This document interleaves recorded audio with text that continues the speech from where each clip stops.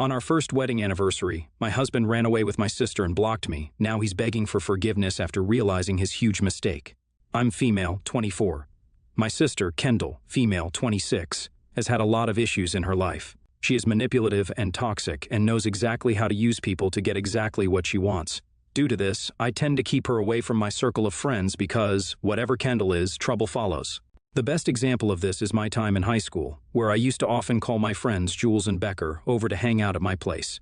The three of us were really close friends, and while Kendall never really got in our way or behaved rudely with my friends, it was really clear that she was attracted to Jules. But Jules and Becca were dating at the time, and despite that, Kendall kept making advances.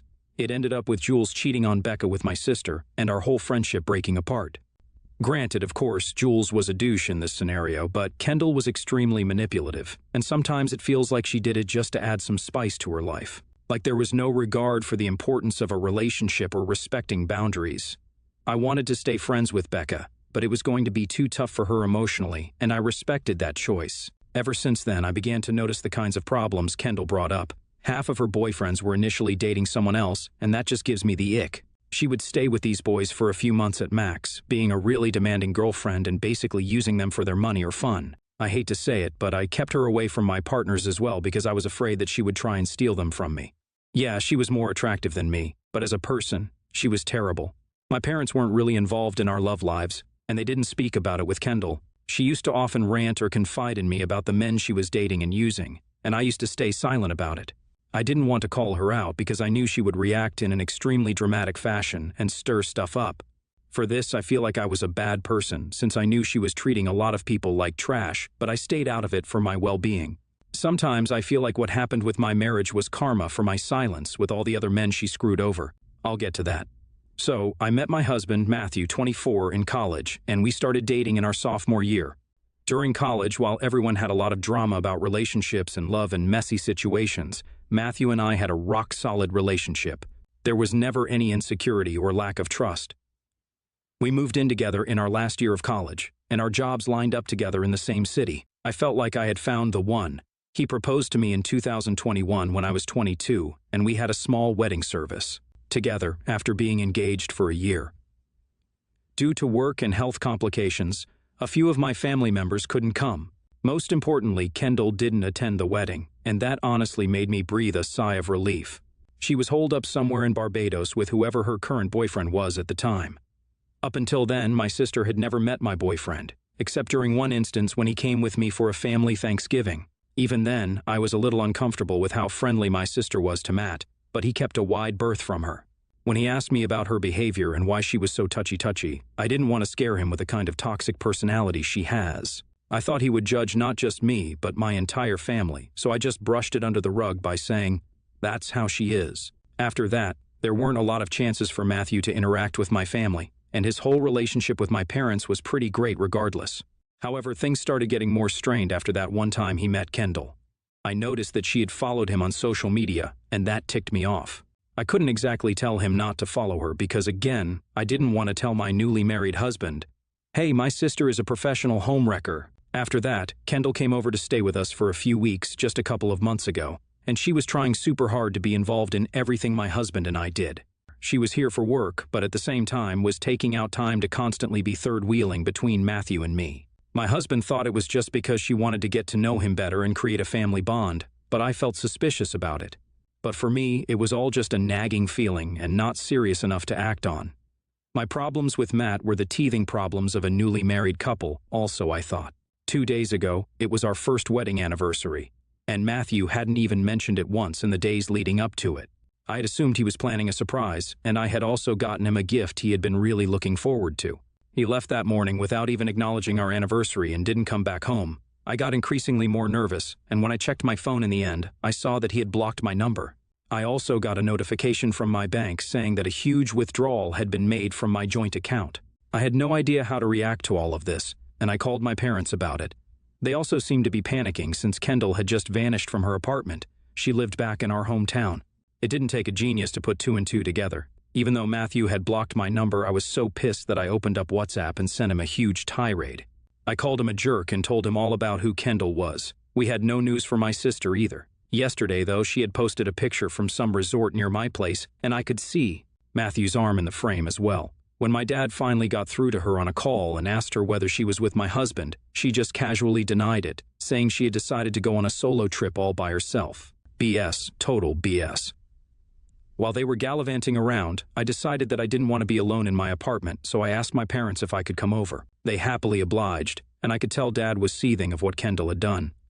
This was the first time they were up close and personal with the kind of trashy behavior my sister engaged in, and the fact that she stole her own sibling's husband made it so much worse. Before I left, I decided to change the locks on the apartment just in case that sorry SOB of a husband tried to come back to the house.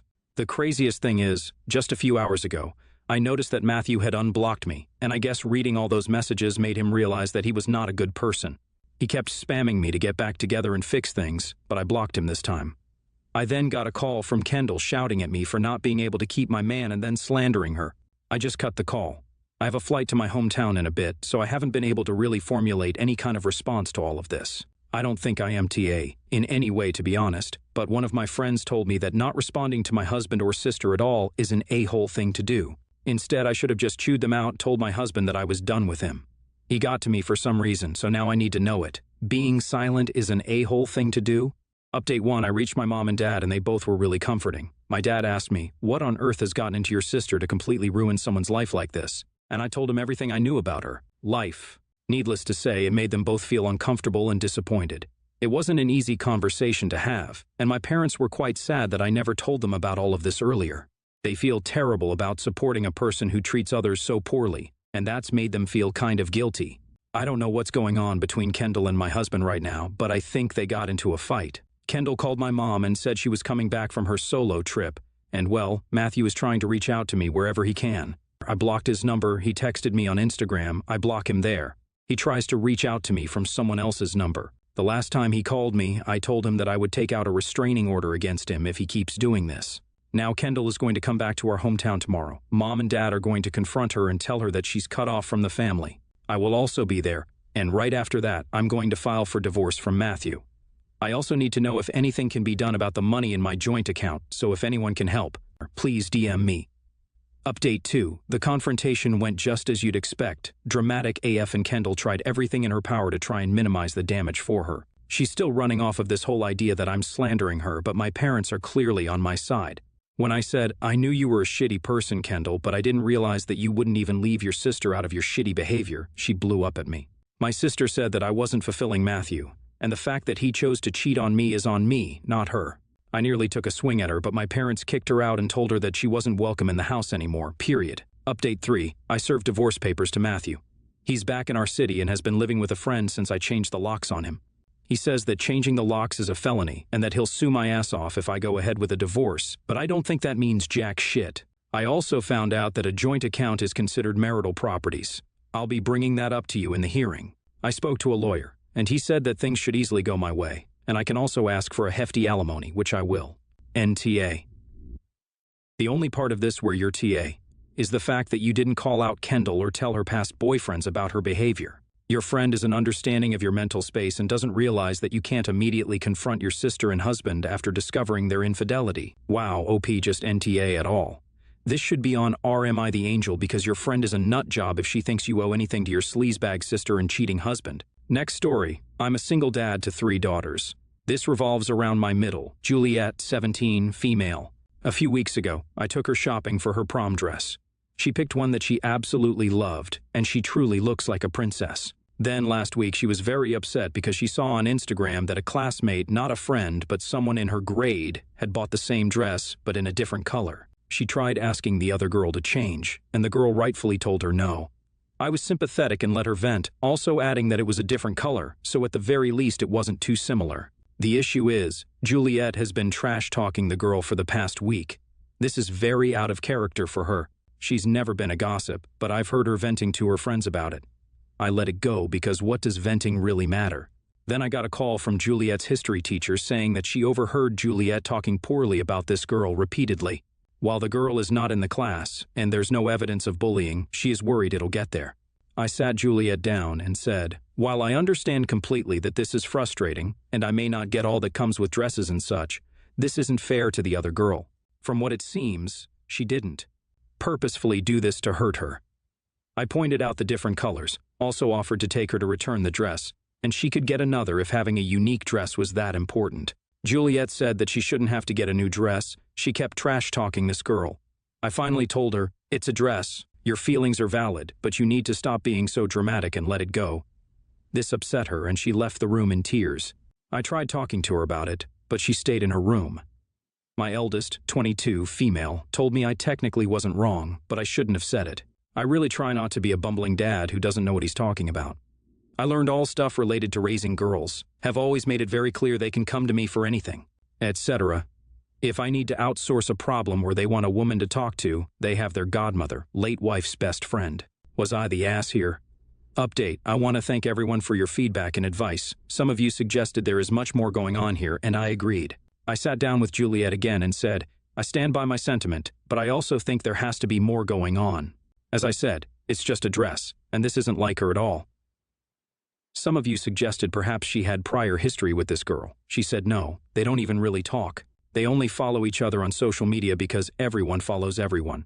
I pushed more and asked why a dress was so important. She eventually admitted it wasn't, then went on to say that she's felt weird about prom this whole time and her senior year overall. When I asked why, she started crying and said she missed her mom and she wished she was here, etc. My wife passed when Juliet was 5. So she never truly had her for any of those big milestones that a girl would have with a mother. Watching her friends go through all these things with their mom reminded her that she doesn't have one. I gave her a big hug and held her while she cried. I cried a little myself. I knew that Juliet struggled with her mom's death but had no clue it was still such an issue. Once she calmed down, Juliet insisted that she hadn't ever said anything to the girl, but agreed to apologize for even asking her to change the dress. She also promised to stop talking junk. I told her next time to just talk to me about it. I miss her mom too. When my eldest was going through all these milestones, her senior year, I definitely felt that someone was missing and that my wife should be there. So, crisis is over. I know some said to ban her from going to prom, and if she had continued her behavior, I would have. But considering she's going to apologize and is letting it go, I feel that's an overreaction. NTA, you aren't wrong at all. It is just a dress. I really thought this thread would be going somewhere else. But trash-talking a girl for buying the same dress in a different color is horrible, and it is a type of bullying if she's doing it to the point where a teacher calls you about it. Honestly, I tell my child if she kept this up then I'd cancel the prom because it's not that serious at all.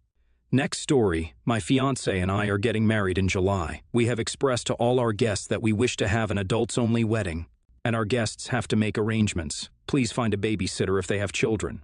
We have several reasons. We have to keep the guest count under 50 or else 2 of our most expensive vendors both double their prices. Also, small children cause distractions.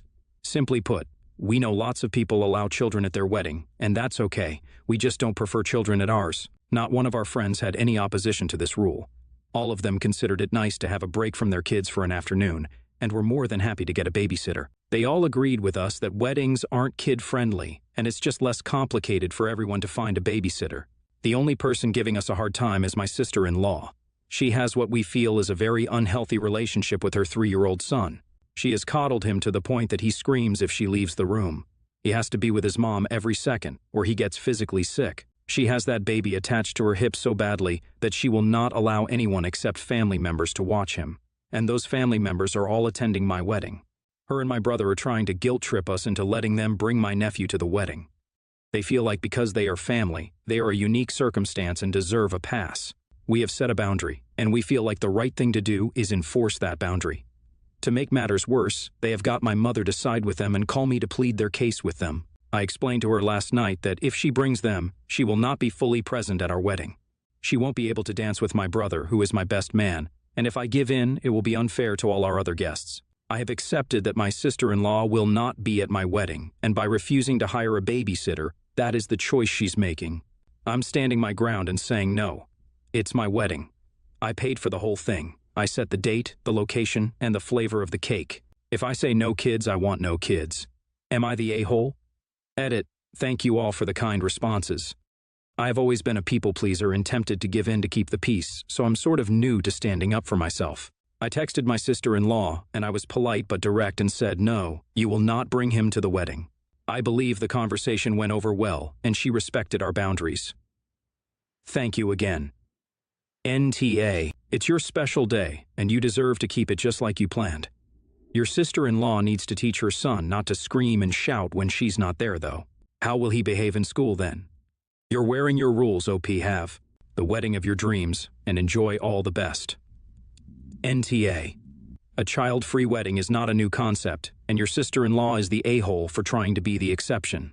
Don't back down, you're not in the wrong. Good luck with the rest of your planning, and I hope you have a lovely wedding.